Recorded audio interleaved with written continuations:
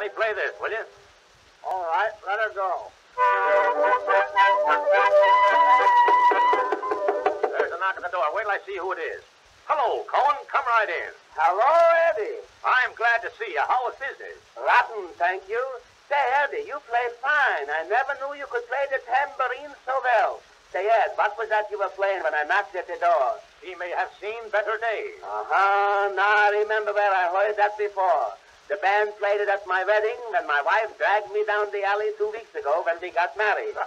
By the way, Ed, that's what I came over to see you about. Why didn't you come there? I sent you an invitation. I would have been there, only I went to see the Bohemian Girl. Why didn't you bring her along? That's funny.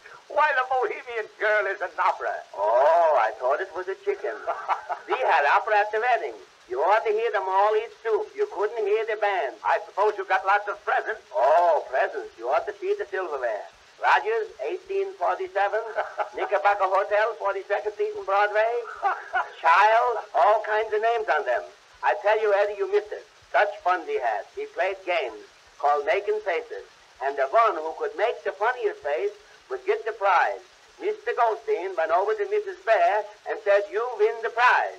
She said I wasn't playing. Someone asked Levi if he had change of 50 cents, and he gave the fella 6 nickels and a quarter. I said, "Levi, you gave him too much change." He said, "I know it. Wait till he tries to change that quarter." Well, when no one was looking, we sneaked away and went on our honeymoon. We went to a place called Malaria Junction. It's somewhere between life and death. When my wife woke up in the sleeping car, she said, "Oi, Abram, I dreamt last night you bought me an automobile." And I said, "You're going to ruin me with your extravagant dreams." Then I told her I had a dream. I said I dreamt I saw a magician turn a cow into a horse. She says, "That's nothing. I have often seen you make a jackass out of yourself." Well, Ed, we were away about 2 weeks. My wife, she couldn't get a job, so we came home. The first one we met when we got back was Mrs. Rosenberg.